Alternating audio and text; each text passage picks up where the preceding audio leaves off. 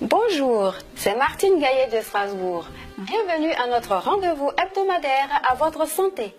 Voici à présent, notre intestin se compose du duodénum qui mesure environ 25 cm, du jéjunum qui a lui une longueur de l'ordre de 2 mètres, de l'iléon qui mesure environ 3 mètres, et du gros intestin ou côlon dont la longueur est de l'ordre d'1,50 m.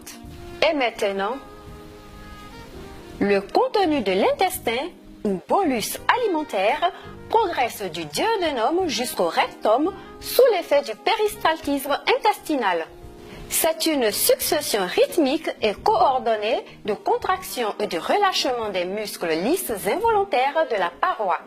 Voici à présent, si un obstacle infranchissable se constitue entre le duodénum et le rectum, il s'ensuit une interruption totale du transit intestinal.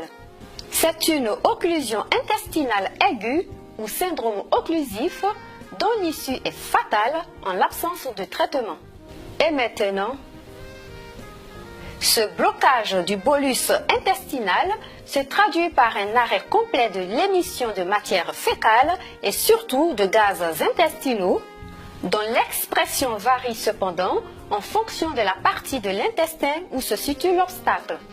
Voici à présent, quel que soit le siège de l'occlusion, il existe des douleurs de l'abdomen qui est de surcroît plus ou moins ballonné.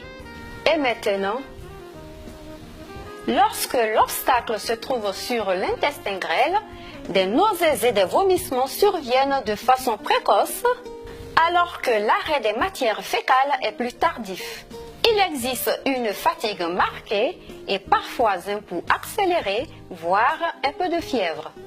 Voici à présent, mais si l'obstacle se situe sur le côlon ou gros intestin, l'arrêt complet de l'émission de matières fécales et de gaz est précoce, tandis que les vomissements sont au contraire plus tardifs. La fatigue est discrète ou même absente au début de l'évolution.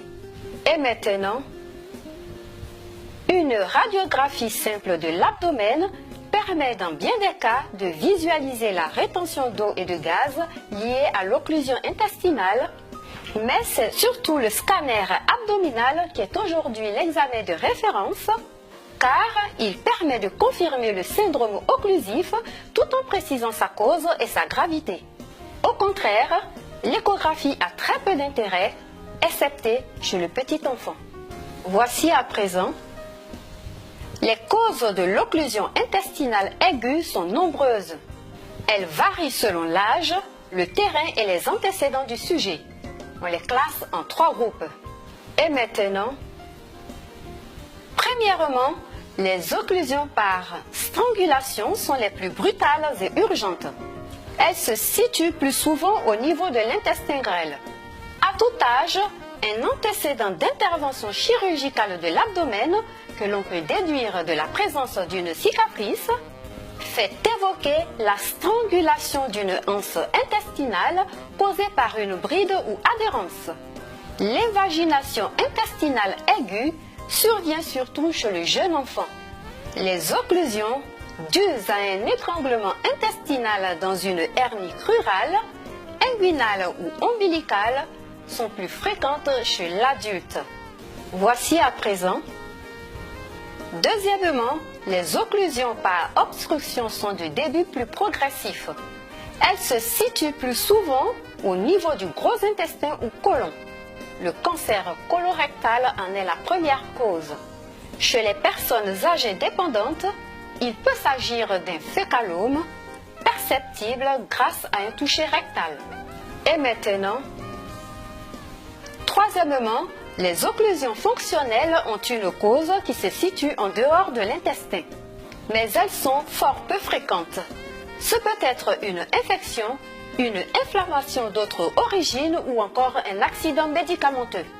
Voici à présent, dans tous les cas, un syndrome occlusif est une urgence qui nécessite une hospitalisation sans délai dans un service de chirurgie digestive.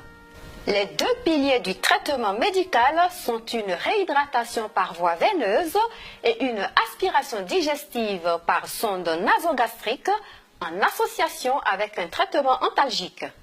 Et c'est en fonction de l'état de gravité du sujet et de la cause de son occlusion que l'on appréciera le caractère urgent ou non d'une intervention chirurgicale. Je vous remercie de votre attention.